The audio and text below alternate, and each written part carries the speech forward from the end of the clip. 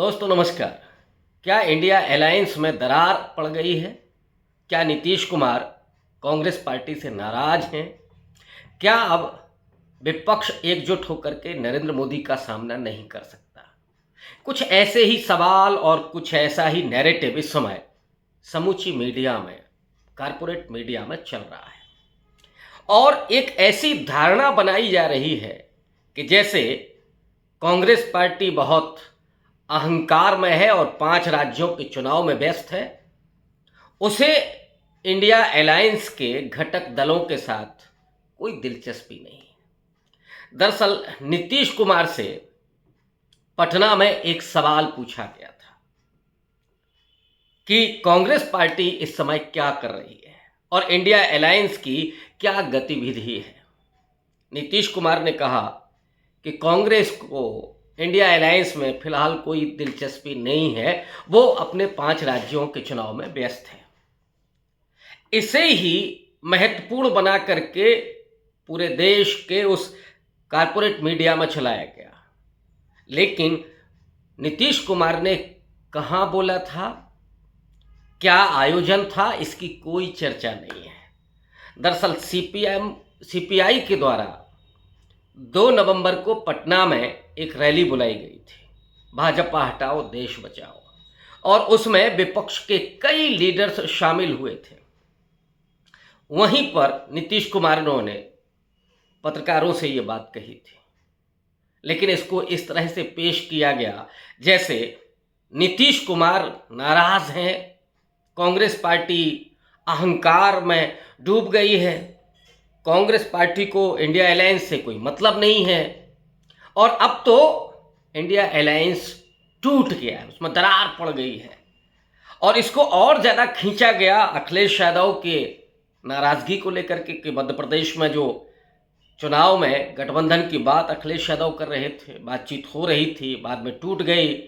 फिर कुछ तल्खियाँ सामने आई यूपी के प्रदेश अध्यक्ष कांग्रेस पार्टी के अजय राय के द्वारा, फिर अखिलेश यादव ने कुछ टिप्पणियां की और उसे मीडिया में पेश किया गया कि देखिए साहब, उत्तर प्रदेश में तो विपक्ष में समझौता हो ही नहीं सकता और अब नीतीश कुमार, तो इसका मतलब है कि इंडिया अलायंस टूटने के कगार पर पहुंच गया है, जबकि इसका सच कुछ और है। दरअसल पटना के उस गांधी मैदान से ही इंडिया अलायंस की नींव रखी गई थी।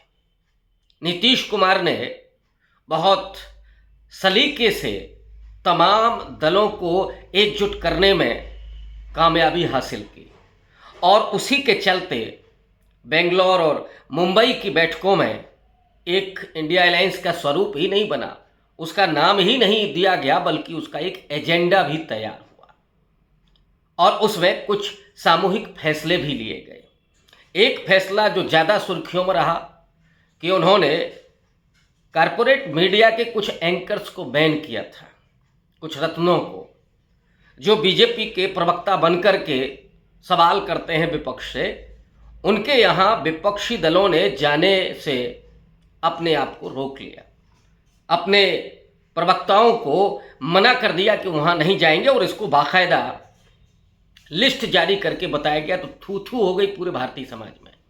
ऐसे भी कोई इनकी इज्जत नहीं थी।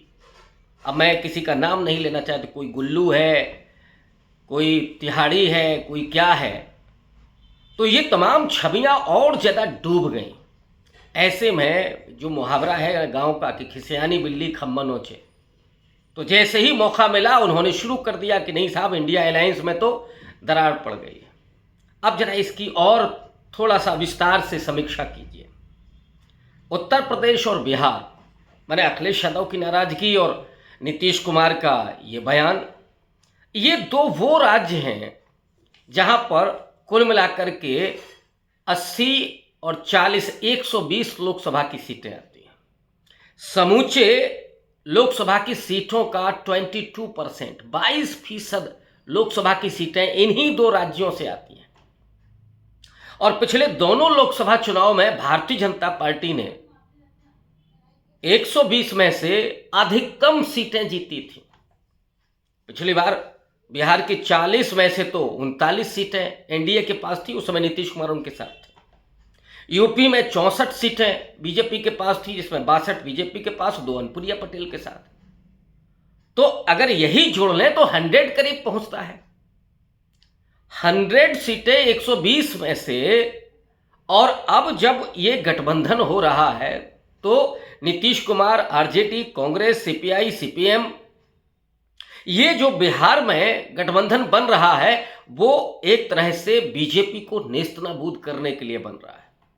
उसका सामाजिक समीकरण, जातीय समीकरण और एजेंडा अगर आप देखिएगा तो बहुत स्पष्ट हो जाएगा कि इंडिया अलायंस कितना पुख्ता है, कितना मजबूत है और एक तरह से कामयाब होते हुए दिख रहा है। दूसरी तरफ आप उत्तर प्रदेश में आएंगे, सबसे कमजोर नस आप कह सकते हैं विपक्ष की, मायावती चुपचाप हैं और वो कह रही हैं कि हम कहीं भी नहीं जाएंगे।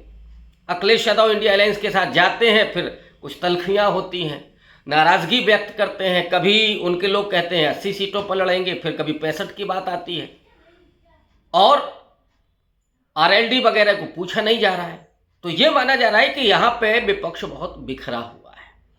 कांग्रेस पार्टी में अभी थोड़ा सा दिख रहा है कि बातचीत हो रही है, संगठन थोड़ा सा बढ़ते हुए दिख रहा है, लेकिन असल में उसके पास कोई आधार वोट नहीं है। खड़गे जी के आने से, राहुल गांधी की सक्रियता से वो आधार एक बढ़ते हुए नजर आ रहा है। लेकिन आप बहुत स्पष्ट रूप से अभी ये नहीं कह सकते कि नहीं साहब इतना तो है ही, दलित इतना है, अल्पसंख्यक इतना है, लेकिन उसकी भावनाएं इस तरह की हैं, वो उधर देख रहा है तो डेफिनेटली वो उधर जा सकता है। लेकिन कांग्रेस का जो केंद्रीय लीडरशिप है वो अभी यहां पर सक्रिय नहीं है। तो एक तरह से आप कह सकते हैं कि बिखरा हुआ विपक्ष है और योगी जैसा मुख्यमंत्री है बीजेपी का, जो नंबर 2 आप कह सकते हैं लोकप्रियता में, मोदी के बाद। बुलडोजर का कल्चर भी है और यहाँ पर वही जो हिंदुत्व के नायक या सांप्रदायिकता के नायक बन के मोदी जी आए थे, उसी तरह की सांप्रदायिकता की पूरी बुनियाद रही है योगी जी की। वो भाषण उनके याद कर लीजिए पुराने वाले, वो हिंदू युवा वाहिनी के भाषण याद कर लीजिए कि जहाँ कब्र से निकाल करके रेप करने की बात होती थी मुस्लिम महिलाओं से।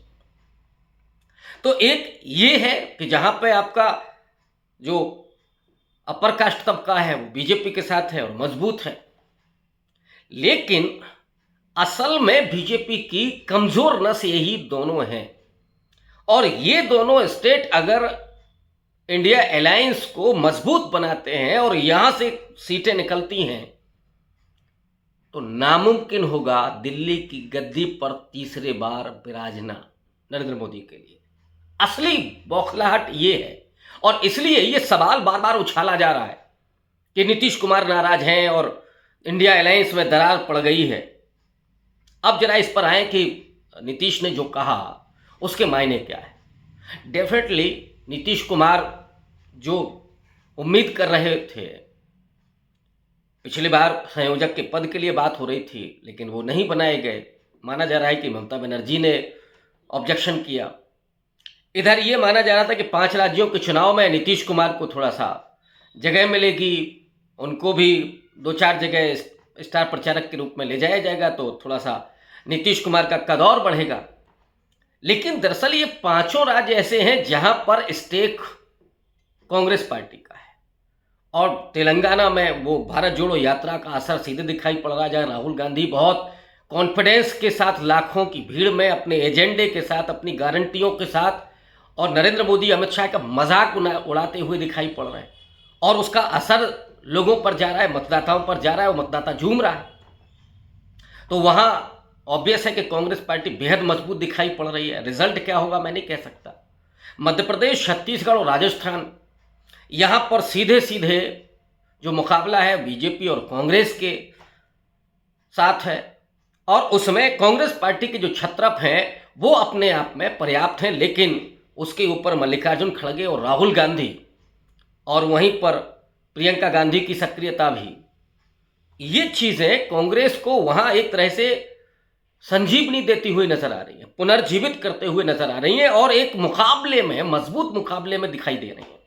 मिजोरम में बीजेपी है ही नहीं एक तरह से। मिजो नेशनल फ्रंट के जो सीएम हैं जोरमथंगा, उन्होंने कहा कि साहब हम सीट शेयर नहीं कर सकते, इनके साथ बैठ नहीं सकते हैं, मंच शेयर नहीं कर सकते हैं।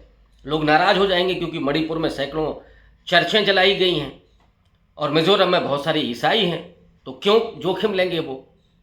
अब बचा ये 3 हिंदी भाषी राज्य, यहाँ पर कांग्रेस ने अपनी पूरी ताकत झोंक रखी है। ऑब्वियस है कि इसे सेमीफाइनल कहा जा रहा है लोकसभा चुनाव का, और यहाँ पर अगर बीजेपी हारती है और कांग्रेस को बढ़त मिलती है तो एक नैरेटिव सेट होगा कि नरेंद्र मोदी कितनी भी ताकत लगा दे, उनके चेहरे पर और हिंदुत्व पर अब चुनाव नहीं जीते जा सकते। काठ की हांडी बार बार नहीं चढ़ती, और वो नैरेटिव सेट होगा कि नरेंद्र मोदी, जिस तरह का आता था ना कि जीत आएगा तो मोदी ही, और ये जो चलाया गया था नैरेटिव, ये ध्वस्त होगा कि साहब नरेंद्र मोदी हो या बीजेपी हो, अपराजय नहीं है। तो इसका फायदा ओवरऑल तो इंडिया अलायंस को मिलेगा अगर ये 5 राज्यों में बीजेपी शिकस्त खाती है और कांग्रेस पार्टी जीतती है। लेकिन दूसरी तरफ ये भी है कि नीतीश कुमार जो बात कह रहे हैं उसका भी कुछ मायने है।